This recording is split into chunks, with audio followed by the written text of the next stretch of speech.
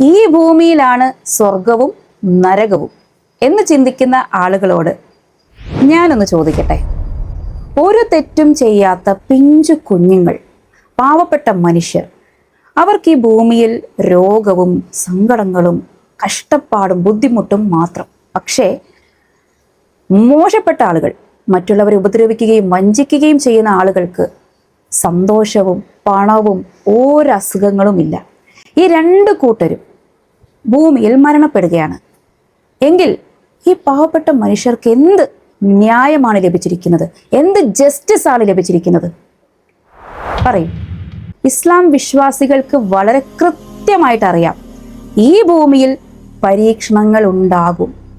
രോഗമായും കഷ്ടപ്പാടായും നഷ്ടങ്ങളായും പല തരത്തിൽ പടച്ച റബ്ബ് പരീക്ഷിക്കും. അത് താൽക്കാലികം മാത്രം. അത് കഴിഞ്ഞ് അനന്തമായിട്ടുള്ള ഒരു ലോകം റബ്ബ് അവർക്ക് വേണ്ടി വച്ചിട്ടുണ്ട്. അൽഹംദുലില്ലാ.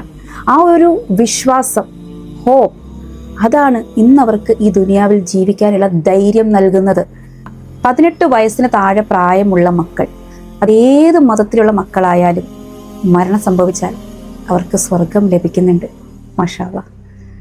ഈ ഒരു വിശ്വാസം, ഈ ഒരു സമാധാനമാണ് പല മാതാപിതാക്കൾക്കും മുന്നോട്ട് ഈ ഭൂമിയിൽ ജീവിക്കാൻ ധൈര്യം നൽകുന്നത്. ആ വിശ്വാസമില്ലാത്ത മാതാപിതാക്കൾ പിന്നെ എങ്ങനെ മുന്നോട്ട് ജീവിക്കാൻ കഴിയും? അവർക്ക് എന്ത് ഹോപ്പാണുള്ളത്? എന്ത് സമാധാനമാണ് ഉണ്ടാവുക? അവർക്ക് സ്വർഗവും നരകവും ഇല്ലല്ലോ. അതേപോലെ ഈ ഭൂമിയിൽ തെറ്റുകൾ ചെയ്തു കൂട്ടുന്ന മനുഷ്യർ ഇവിടെ സന്തോഷമായി ജീവിക്കാൻ കഴിഞ്ഞേക്കാം. പക്ഷെ മരണശേഷം മരണമില്ലാത്തൊരു ലോകമുണ്ട്.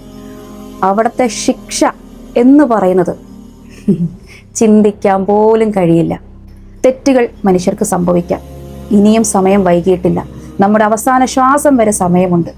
മാറ്റങ്ങൾ അത് അനിവാര്യമാണ്. ഇൻഷാ അല്ലാഹ്. തെറ്റുകൾ ചെയ്തിട്ടുണ്ടെങ്കിൽ അത് പുറത്തു തരാൻ പടച്ച റബ്ബിനോട് ദുആ ചെയ്യുക. അല്ലാഹ് അത്രയധികം കാരുണ്യവാനാണ്. സ്വർഗം നരകം അതുണ്ടെന്നുള്ള വിശ്വാസമുള്ളവർ തീർച്ചയായിട്ടും എൻ്റെ ഈ വീഡിയോ മാക്സിമം ഒന്ന് ഷെയർ ചെയ്യുക. ഇൻഷാ അല്ലാഹ്.